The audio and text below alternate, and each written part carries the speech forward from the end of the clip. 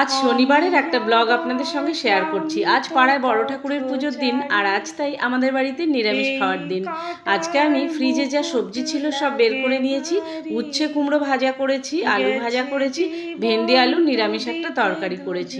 তাড়াতাড়ি ব্রাশ করে আসো। যা রান্না হয়েছিল তিশানের পাপাকে খেতে দিয়ে দিয়েছি, উনি বেরিয়ে যাওয়ার পরে বাকি রান্নাটা করে নেবো। আর একটু আম কেটে দিয়েছিলাম, এখন তো আমের সিজন, তো দুবেলা আমটা কেটে দিলে সবাই খাচ্ছে। এদিকে ডালটাও আমি ফোড়নে দিয়ে দিয়েছি, ডালটাও আমার রেডি হয়ে গেছে। তিশানও ঘুম থেকে উঠে গেছে, ডাল আলু ভাজা দিয়ে তিশানকে দিয়ে দেবো খেতে।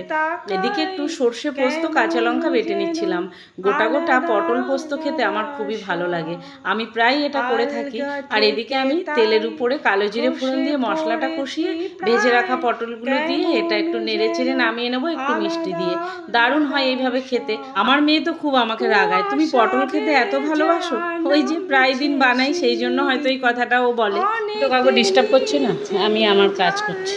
আমি রান্না করতে করতে রোজ ঘরের টুকিটাকি কাজগুলো করি, এই যেমন আলমারি, শোকেস, খাট সব কিছু মোছামুছি করি। আর এগুলো না মুছলে আমার একদমই ভালো লাগে না। তো এগুলো মোছা দেখে আমাকে একজন বলছে আমি নাকি অকাজ করছি।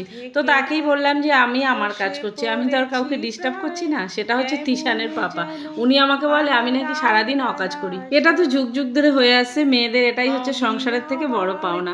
তো যাই হোক, এদিকে কাজকর্ম মোটামুটি কমপ্লিট হয়ে গেছে। এবার একটু রান্নাঘরে যাব। রাই বলল আলু সিদ্ধটা ওইভাবে খাবে না, তো একটু পেঁয়াজ তেলের উপরে দিয়ে আলুটা একটু চোখা করে দিয়েছি, ওটাও ডাল দিয়ে খেয়ে নেবে। রোজই ওর জন্য একটু আলাদা কিছু করতে হয়। রান্নাবান্না প্রায় কমপ্লিট হয়ে গেছে, এবার আমি গ্যাসটা একটু মুছে নিলাম।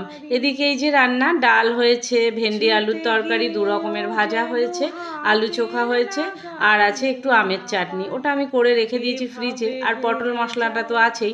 যেই দিদি আমাকে কাজে হেল্প করে দেয়, ওর কাজও আজ খুব তাড়াতাড়ি হয়ে গেছে, তো আমি ওনাকে খেতে দিই, আমি স্নানে চলে যাব। দুপুরে খাওয়া দাওয়ার পর একটু বিশ্রাম নিয়ে আমরা সন্ধ্যাবেলা চলে গেছিলাম বড় ঠাকুরের পুজোর ওখানে।